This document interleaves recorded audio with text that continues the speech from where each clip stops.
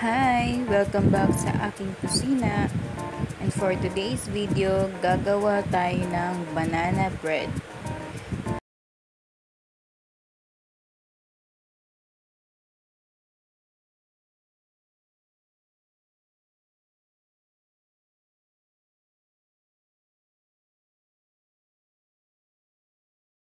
Para sa ingredients natin, meron tayong 1 and a half all-purpose flour, 6 tablespoon melted butter or margarine, 1 teaspoon baking soda, 1 cup brown sugar, 2 medium eggs, at 2 pirasong saging. Yung chocolate, optional lang, pwede rin kahit wala. So ngayon, dudurugin lang natin yung saging. Kailangan durug na durug siya bago ihalo yung mga ibang ingredients.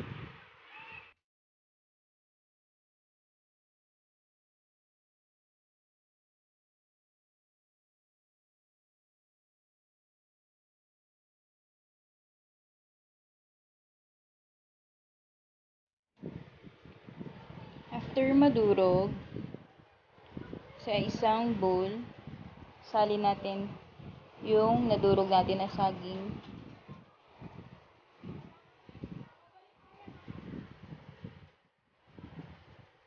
Sunod natin yung itlog.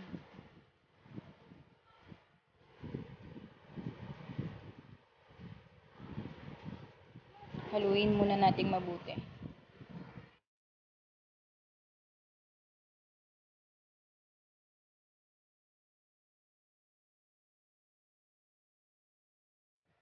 Sunod natin yung melted butter.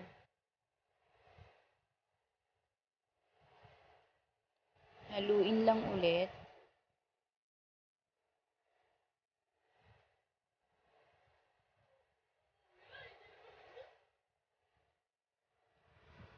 Ngayon, isusunod na din natin yung asukal. Haluin mabuti hanggang sa matunaw na yung asukal.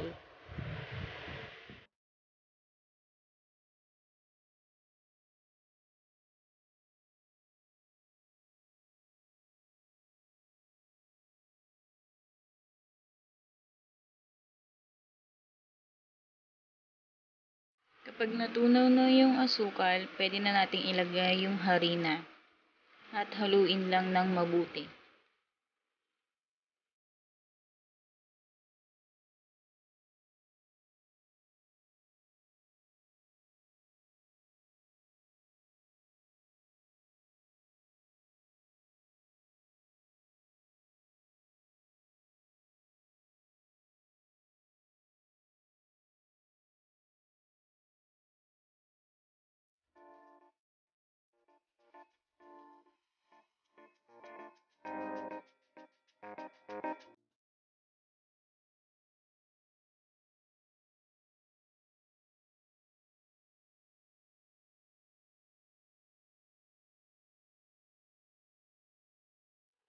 Sunod natin yung baking soda.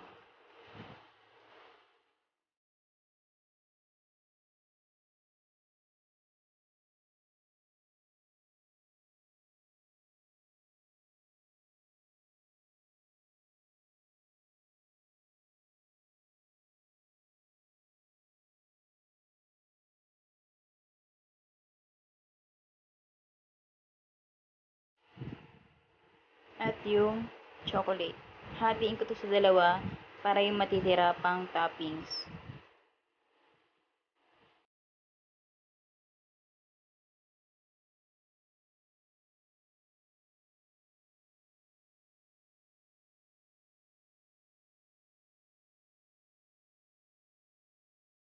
Ngayon, set aside muna natin. Para sa loaf pan, lagyan natin ng konting margarine o butter yung gilid at yung gitna niya.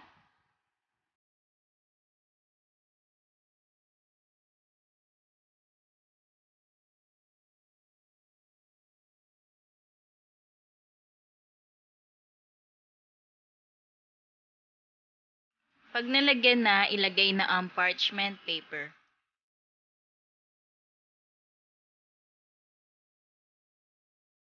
Isunod na natin ang butter.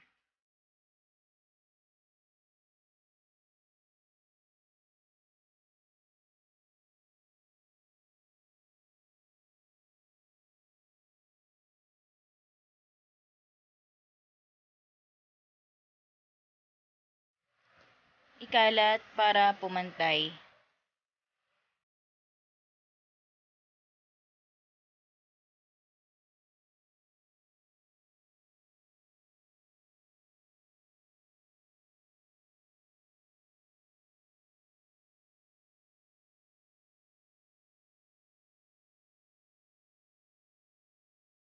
Ilagay yung natirang chocolate para sa toppings.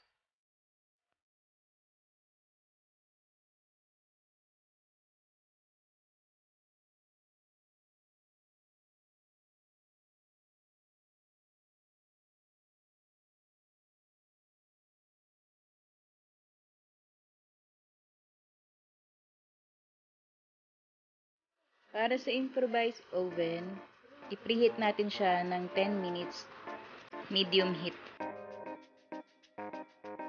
After 10 minutes, pwede na natin siyang lutuin ng 45 minutes, medium-low heat.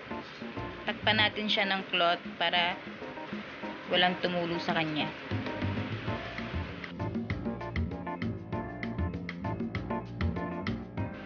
After 45 minutes, pwede na natin siya i-check kung luto na siya. Kapag tinusok natin siya ng stick at walang sumabit, ibig sabihin luto na siya. Ayan, ganyan. Parang ganyan, malinis. So, luto na siya.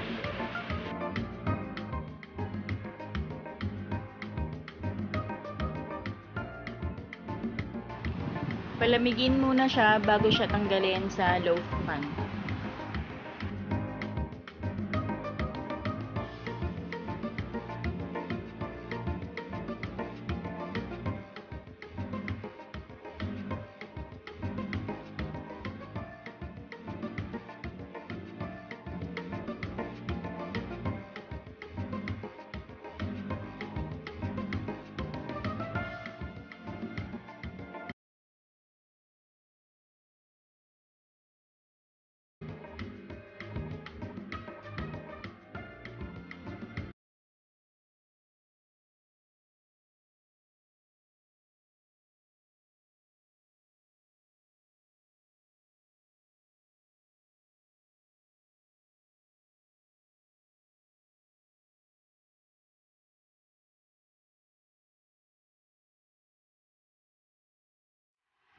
Thank you for watching.